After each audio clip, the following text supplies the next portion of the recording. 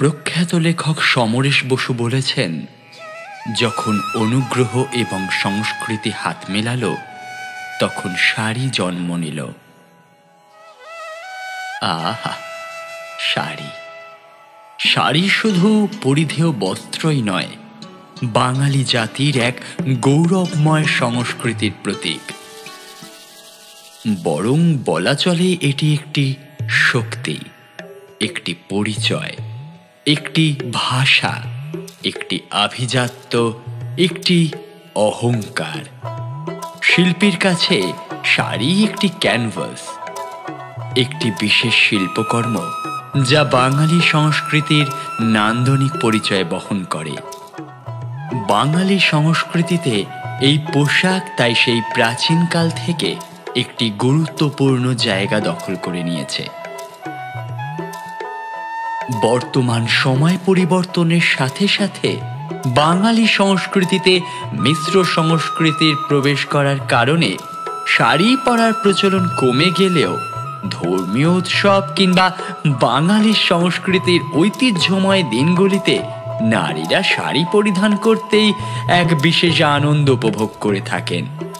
তাই বাংলা সংস্কৃতির এই বিশেষ পোশাকের গুরুত্বকে মেলে ধরতে আমাদের রজত জয়ন্তী বর্ষে এই বছরে সুপ্রভা ভবনের বিশেষ নিবেদন লাবণ্যের ৬ গজ।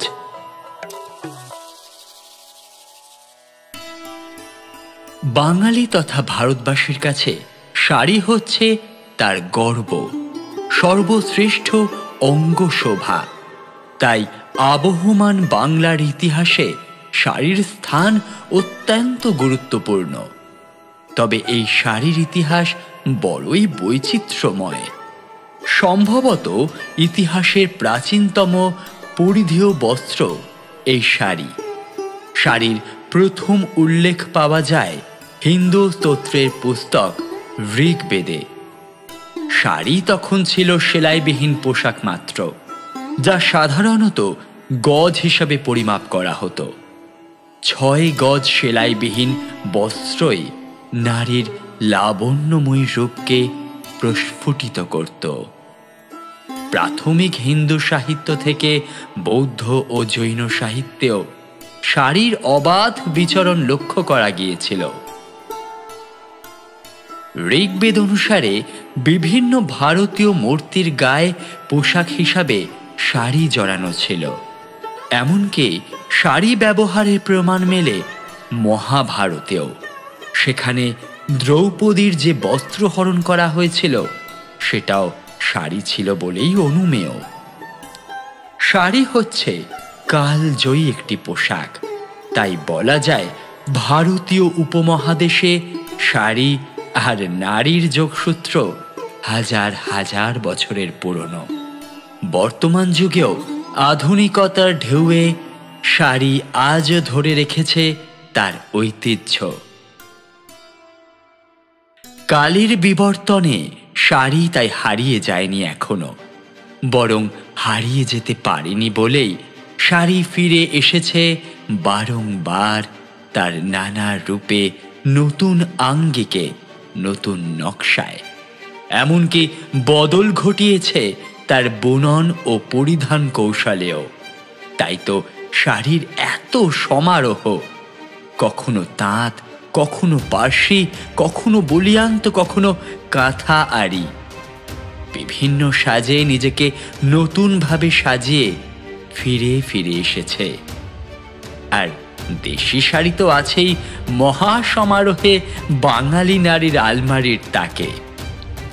শাড়ি বাঙালি নারীদের পরিধেয় হলেও তা ক্রমে জনপ্রিয় হয়েছে অবাঙালিদের মধ্যেও। শাড়ি মূলত তার স্বতন্ত্রতার কারণেই জনপ্রিয়।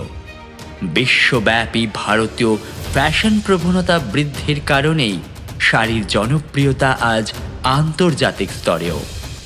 তাই তো শাড়ি আজ ভারতীয় সংস্কৃতির প্রতিনিধিত্ব করে আন্তর্জাতিক অনুষ্ঠানগুলিতেও। তবে এই শিল্পেরও পুনরুজ্জীবন প্রয়োজন। একটি শাড়ি একটি জীবন্ত শিল্পের অঙ্গ। তাই তো দেবী স্বয়ং নিজে শিল্পীর ভূমিকায় অবতীর্ণা। সমগ্র উপমহাদেশের ইতিহাস একটি শিল্পীর দক্ষতা, চিন্তন ক্ষমতা ও পারদর্শিতাকে ধারণ করে পরবর্তী প্রজন্মকে আলোর দিশা দেখিয়েছে। কথিত আছে, তিনি জ্ঞান, সঙ্গীত, শিল্প ও শিক্ষার দেবী। শিল্পের সঙ্গে দেবীর যোগসূত্র নিবিড়। তিনি শিল্পের আধার স্বরূপা। তিনি হলেন আদিম স্রষ্টা, যিনি পরম নিরাকার চেতনা। তিনি সদা সক্রিয় ও সৃজনশীল।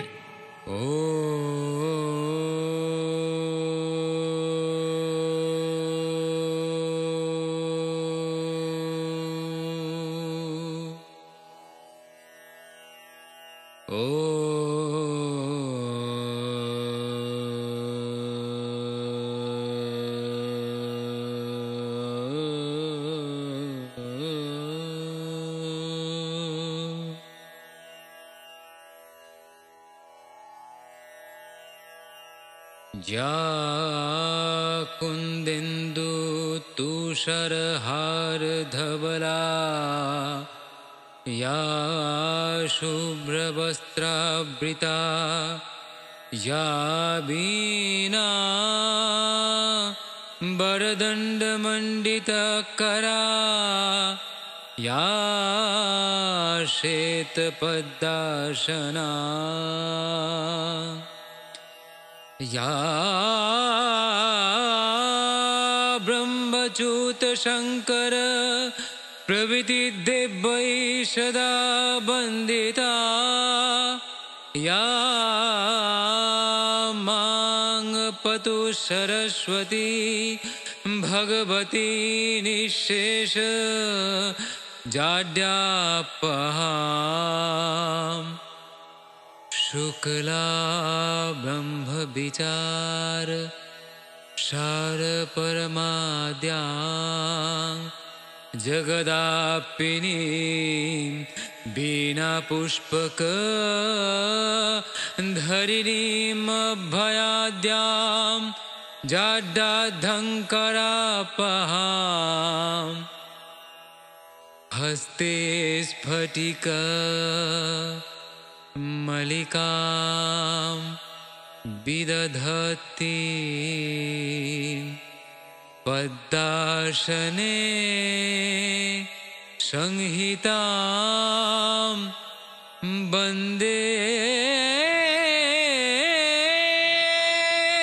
त्वां परमेश्वरी भगवती